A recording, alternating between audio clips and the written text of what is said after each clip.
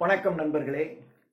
இந்த காணொளியில் நாம் காணவிருப்பது ஒரு மிக அருமையான ஒரு தனிப்பாடல்.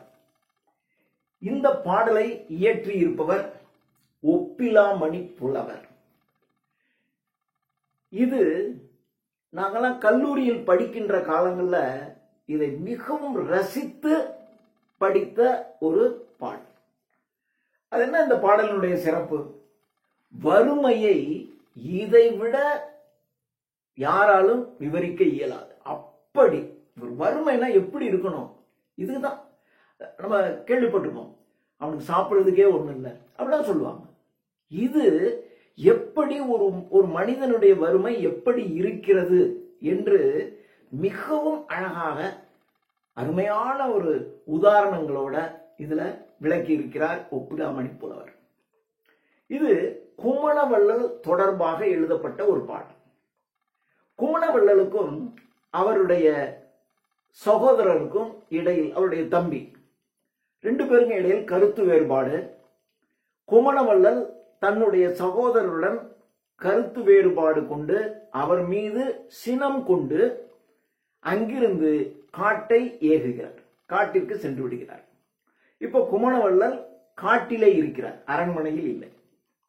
ஒரு புலவர் குமணவள்ளலை தேடி அரசவைக்கு வருகிறார். அங்கே அவர் இல்லை, காட்டிலே இருக்கிறார் என்பதை தெரிந்து கொண்டு காட்டிலே இருக்கின்ற குமணவள்ளலை சென்று இந்த புலவர் பார்க்கிறார். பார்த்து அந்த குமணவள்ளலை பார்த்த உடனே அவருக்கு அப்படியே தன்னுடைய வறுமையெல்லாம் அவர்கிட்ட சொல்லணும் அப்படின்னு தோணும். பொதுவாக வறுமையெல்லாம் யாருக்கிட்டையும் சொல்ல மாட்டாங்க. நாம் ரொம்ப நெருங்கிய, அதாவது கான்பிடன்ஸ், அது மிகவும் நம்முடைய எல்லாவற்றையும் பொறுத்து கொள்ளுகின்ற ஒரு ரகசியம் காக்கின்ற நண்பர்கள், உறவினர்கள், அவங்ககிட்ட மட்டும் தான் தன்னுடைய வறுமையை யாரும் பேசுவாங்க. அப்படி இல்லைன்னா வெளியில பாக்குறதுக்கு வறுமை இல்லாத மாதிரி தான் காட்டிக்குவாங்க. ஆனா இந்த புலவர், ஒப்பிலாமணி புலவர், இந்த புலவர் எழுதுகின்ற இந்த புலவர் குமணவள்ளலிடம் தன்னுடைய வறுமையை அப்படியே வெளிப்படுத்துகிறார். அப்போ குமணவள்ளல் மீது இவருக்கு எந்த அளவுக்கு ஒரு நம்பிக்கை இருக்கும் அதை பார்க்கணும். இவர் சொல்லி முடிச்ச உடனே குமணவள்ளல் அதற்கு பதில் சொல்லுகிறார். அப்படி பதில் சொல்லுவதாக எழுதப்பட்ட பாடல். இவர் வறுமையை குமணவள்ளலிடம் சொல்லுகிறார். உடனே குமணவள்ளல் அதற்கு பதிலாக என்ன சொல்லுகிறார்? இது ரெண்டும் தான் இந்த பாடலினுடைய மிக சிறப்பு. ஆடரி படர்ந்த கோடுயர் அடுப்பில் ஆம்பி பூப்ப தேம்பசி அழல இல்லி தூர்ந்த பொல்லா வருமுலை சுவைப்பதுவும் சுவைப்பதுவும் பால்முகம் காணா குழவி தாய்முகம் பார்க்க தாய்முகம் எம்முகம் பார்க்க யாம் உம்முகம் பார்க்க வந்தனம் குமணா என்று அவர் சொல்லுகிறார். இப்போ இந்த பாடலை நாம் விரிவாக பார்க்கலாம். ஆடரி படர்ந்த நெருப்பு எரியும் போது பாத்தீங்கன்னா இப்படியே ஆடிக்கிட்டே தான் எரியும், அப்படி ஸ்ட்ரைட்டாலாம் எரியும், அப்படியே ஆடும். அங்கே காற்று வீசுகிறது. இந்த காற்றிலே, அதாவது காற்று இருக்கானே தெரியாது, ஆனால் மென்மையான காற்று கூட அந்த நெருப்பை அசைத்து விடும். ஆடிக்கொண்டு எரிந்து கொண்டிருக்கக்கூடிய ஆடரி படர்ந்த அந்த அடுப்பு முழுவதும் படர்ந்து ஆடிக்கொண்டே இருக்கக்கூடிய நெருப்பு இருக்கக்கூடிய கோடுயர் அடுப்பு. எப்பயுமே அடுப்பு பாத்தீங்கன்னா தரையில இருந்து கொஞ்சம் ஒரு 3/4 அடி 1 அடி உயரத்துல தான் இருக்கும். ஏனென்றால் அந்த அடுப்புக்குள்ள அந்த காலத்தினால விறகு தான். அப்போ விறக உள்ள வைப்பாங்க. அதுக்கு மேல விராட்டி என்று சொல்லக்கூடிய அந்த பசுஞ்சாணத்தை காய வைத்து அந்த விராட்டி பயன்படுத்துவாங்க. அப்போ இந்த விறகு கட்டைகள் வைப்பது, அதற்கு மேல விராட்டி வைப்பது, இதுக்கெல்லாம் இடம் வேணும். அதனால தரையிலிருந்து சற்று ஒரு 1 அடி உயரம் இருக்கிற மாதிரி தான் அடுப்பு செஞ்சிருப்பாங்க. அதைத்தான் சொல்றார். ஆடிக்கொண்டே எரிந்து கொண்டிருக்கக்கூடிய நெருப்பானது அந்த கோடுயர் அடுப்பில், சற்று உயர்ந்திருக்கக்கூடிய அடுப்பிலே ஆடிக்கொண்டே எரிந்து கொண்டிருக்க வேண்டிய நெருப்பு இருக்க வேண்டிய இடத்தில், ஆடரி படர்ந்த கோடுயர் அடுப்பில், அந்த அடுப்புல என்ன இருக்கணும்? நெருப்பு இருக்கணும். ஆனா இப்ப அந்த இடத்துல என்ன இருக்கு? ஆம்பி பூப்ப. ஆம்பி, ஆம்பி என்பது நீங்க ஒண்ணு ரொம்ப குளிர்ந்து போயிடுச்சுன்னு வச்சுங்களேன், அப்படியே ஒரு மாதிரி ஒரு பூசணம் பூத்த மாதிரி இருக்கும் இல்லையா? காளான் முளைச்சிருச்சு அப்படின்னு வைங்களேன், ரொம்ப குளிர்ந்து போயிடுச்சு. மண்ணினால் அந்த காலத்துல அடுப்பு மண்ணினால் செய்யப்பட்ட அடுப்பு. இப்ப நாமெல்லாம் அதை பொங்கலுக்கு சும்மா பயன்படுத்தும். அது மாதிரி மண்ணினால் செய்யப்பட்ட அடுப்பு ரொம்ப அந்த அடுப்புல நெருப்பு எரிஞ்சு ரொம்ப நாள் ஆயிடுச்சு.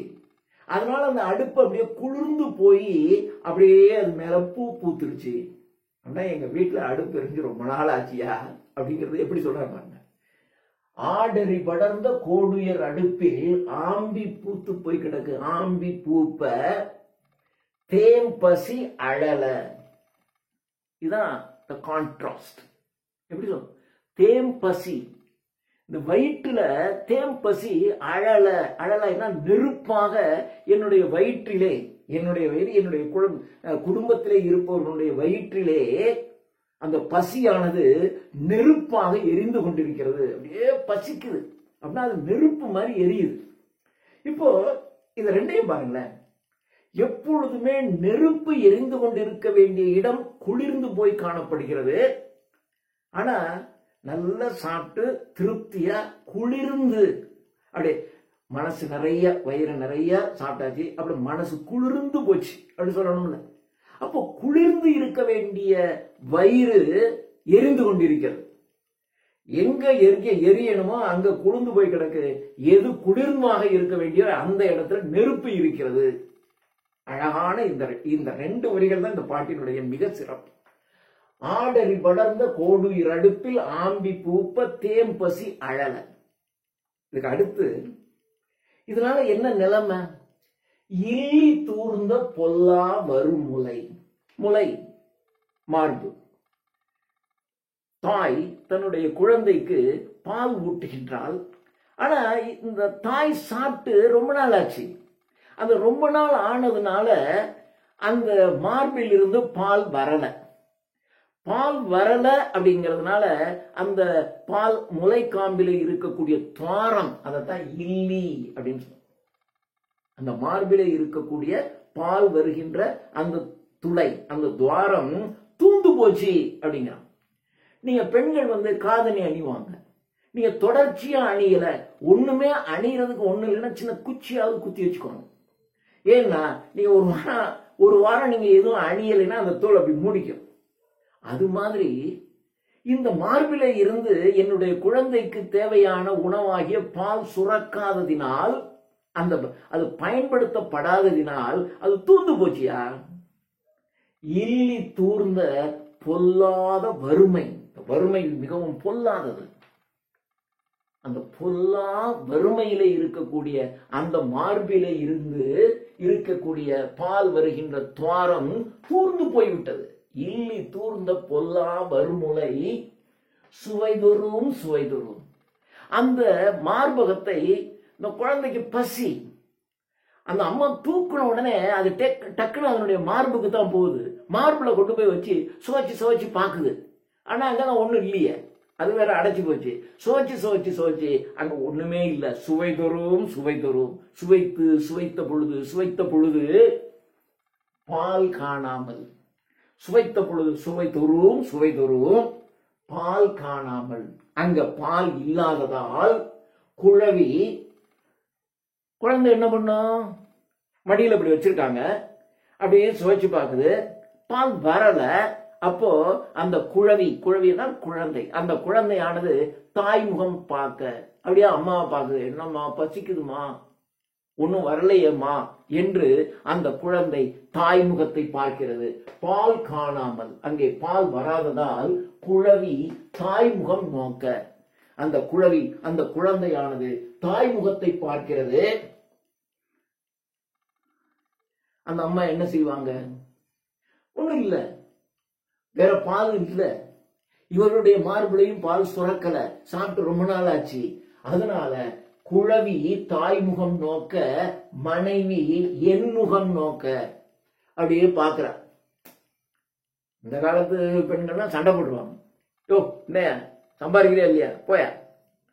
ஆனா அந்த அம்மா பால் வரல, தான் பசிய தாங்கிக்கலாம், ஆனா குழந்தைக்கு பசிக்குதே என்று அப்படியே கவலையோட என் முகம் நோக்க, என்னை என் மனைவி பார்க்கிறா. என்னங்க இப்படி இருக்கே, என்ன செய்வது, ஏதாவது செய்யுங்க என்று அவள் என் முகம் நோக்க, யாமும் நானும் நின்முகம் நோக்க, உன்னுடைய முகத்தை பார்ப்பதற்காக வந்தனம் குமணா, இங்கே வந்திருக்கின்றேன் குமண வள்ளலே என்று குமணனை பாடுகிறேன். யோசிச்சு பாருங்க. ஒண்ணும் இல்ல, அது என்ன பாக்குறா, குழந்தை அம்மா பாக்குது பால் இல்லையேன்னு. அவ என்ன பாக்குறா, நான் உன்ன பார்க்க வந்திருக்கேன் அப்படி சொல்றாரு. இதை விட ஒரு அருமையான பாடல் இருக்குமா தனி பாடல் எனக்கு தெரியல. அது இருக்கு, நிறைய இருக்கு. ஆனா அவ்வளவு ஒரு அருமையான பாடல் இது. உடனே குமண வள்ளலுக்கு அப்படி வேதனை. ஏன்னா வள்ளலாம் அப்படி கேட்டாலும் கொடுத்துவான். குமண வள்ளல், குமணன்னு யாரும் சொல்லவே மாட்டாங்க, குமண வள்ளல் தான் சொல்லுவான். யாராவது உனக்கு குமணனை தெரியுமா அப்படின்னா தெரியாது, குமண வள்ளல் அப்படின்னா தெரியும்னு சொல்லுவாங்க. அப்ப வள்ளல் என்பது அவனுக்கு ஒரு அடைமொழி மாதிரி. அப்படி வள்ளல் பெருந்தகையவன். அப்படியே அவனுக்கு மனம் கனத்து போயிடுச்சு. ஏன்னா இப்ப வர்ற, நான் அரண்மனையில் இருக்கும் போது நீ வந்திருந்தா நான் என்ன மாதிரி உன்னை கவனிச்சிருப்பேன். ஆனா நான் இப்ப காட்டுல இருக்கனே, இப்பொழுது நீ வந்திருக்கிறாயே, நான் என் செய்வேன் என்று குமணன் வருத்தப்படுகிறார். 2 வரி. டக்குன்னு அவருக்கு ஒரு தீர்வு வருது. இப்படி செய், உனக்கு வேணுங்கிறதா கிடைக்கும் என்று அடுத்த 2 வரி சொல்றாரு பாருங்க குமண வள்ளல். அங்கதான் குமண வள்ளல். அதான் வள்ளல்ங்கிறது, கொடுக்கிறதுங்கிறது அவனுடைய பிறவி குணம். இது எல்லாமே பழக்கத்தினால் வரும். சித்திரமும் கைப்பழக்கம், செந்தமிழும் நாப்பழக்கம், வைத்ததொரு கல்வி மனப்பழக்கம், நித்தம் நடையும் நடைப்பழக்கம். ஆனா நட்பும் கொடையும் தயையும் பிறவி குணம். நல்ல நட்பு கொள்வது, கொடையளிப்பது, தாராளமாக இருப்பது, இதெல்லாம் பிறவியில் இருக்கணும், இவனுக்கு இருக்கு. அதனால அவன் அடுத்தது இது 2 பாடல். நான் 2ஐயும் சேர்த்து சொன்னாதான் சரியா வருங்கிறது தான் 2ஐயுமே சேர்த்து வைக்கணும். உடனே குமணவள் சொன்னார், அந்த நாள் வந்திலை அருங்கவி புலவரே. அருங்கவி, அருமையான கவிகளை இயற்றக்கூடிய புலவரே, அந்த நாள் வந்திலை. நீ அந்த நாள்ல வந்திருக்கலாம், அப்ப வந்திருக்கலாம். நான் அரண்மனையில இருந்தனே, நீ இப்ப வந்திருக்கியப்பா, நான் காட்டுல இருக்கணையா. அந்த நாள் வந்திலை அருங்கவி புலவ, அருமையான கவிகளை இயற்றக்கூடிய ஆற்றல் படைத்த புலவரே, நீ அந்த நாள் வந்திருக்கலாமே. இந்த நாள் நீ நொந்து, இந்த நாள் நீ நொந்து என்னை அடைந்தாய். நொந்து போயிருக்கக்கூடிய நீ, இவ்வளவு வறுமையிலே உன் குடும்பமே வறுமையில் தத்தளித்துக் கொண்டு அந்த வறுமையினால் நொந்து போயிருக்கக்கூடிய நீ இந்த நாள் என்னை அடைந்தாய். இந்த நாள் இப்ப நீ வந்திருக்கிய, இப்பொழுது என்னை அடைந்திருக்கிறாயே, நான் என் செய்வேன் அப்படின்னு 2 வரியில சொல்ற. என்னையா செய்யறது, என்னையா அப்படி வந்திருக்க, அப்ப வந்திருக்கலாம் ஐயா அப்படின்னு சொல்லிட்டு ஒரு வழி இருக்கு. தலைதனை கொடு போய் தம்பி கை கொடுத்து. சரி, கவலைப்படாத, தலைதனை, என் தலைதனை கொடுப்பாய் தம்பி கைக்கு. ஒன்னும் பிரச்சனை இல்ல, உனக்கு வறுமை ஜாஸ்தி, இந்தா என் தலையை எடுத்துட்டு போய் என் தம்பிகிட்ட கொடு, அவன் உனக்கு வேணுங்கிற பொருள். அழுக வரணும் இல்ல, டக்குன்னு சொல்றான். இப்ப நம்மளாம் என்ன சொல்லுவோம், என்னங்க இப்பதாங்க கொடுத்தேன், நீங்க இப்ப கேக்குறீங்களே, இருந்தாலும் நம்ம கொடுக்க மாட்டோம். அடடா இப்ப வந்துட்டீங்களே, நேத்து தான் கையில இருந்ததெல்லாம் இப்படி பண்ணினேன், நீங்க நேத்தே வந்திருக்கலாம் இல்ல அப்படிமா சார்ஜா சொல்றது. அந்த மாதிரிதான் அந்த நாள் வந்திருக்கலாம், இந்த நாள் வந்துட்ட, என்ன பண்றது? ஓகே, தலைதனை கொடு போய், என்னுடைய தலையினை எடுத்து கொண்டு போய் தம்பி கை கொடுத்து, என்னுடைய தம்பியின் கையிலே அந்த தலையை கொடுத்து, அதன் விலைதனை, என்னுடைய தலைக்கு ஒரு விலை வச்சிருக்கான். குமணவள்ளலின் தலையை கொண்டு வந்தா இவ்வளவு காசு தரேன்னு சொல்லியிருக்கான். என் தலையை எடுத்துட்டு போ, என் தம்பிகிட்ட கொடுத்துரு, அந்த கொடுத்தால் என்னுடைய தலைக்கு என்று ஒரு விலை வைத்திருக்கிறான், அந்த விலையை உனக்கு பரிசாக தருவான் புலவரே, நீ எடுத்துக்கொள். தம்பி கை கொடுத்து அதன் விலைதனை, அந்த தலையினுடைய விலைதனை மீட்டு உன் வறுமை நோய் களையே, உன்னுடைய வறுமை என்கின்ற நோயை நீ களைந்து கொள்வாயாக என்று குமணவள்ளல் கூறுவதாக எழுதப்பட்ட பாடல். இதை எழுதினவர் ஒப்பிலாமணி புலவர். என்ன குமணவள்ளல் இப்படி பதில், குமணவள்ளல்னா இப்படிதான் சொல்லணும். அப்படி குமணவள்ளல் சொன்னதாகவும் ஒரு புலவர் கேட்கும் போது இவ்வளவு வறுமையில் இருக்கிறவன் புலவர்கிட்ட குமணவள்ளலிடம் சொல்லி குமணவள்ளல் அதற்கு பதிலாக இப்படி கூறுவதாக ஒப்பிலாமணி புலவர் எழுதிய மிகச்சிறந்த பாடல்கள் இந்த இரண்டும். நன்றி.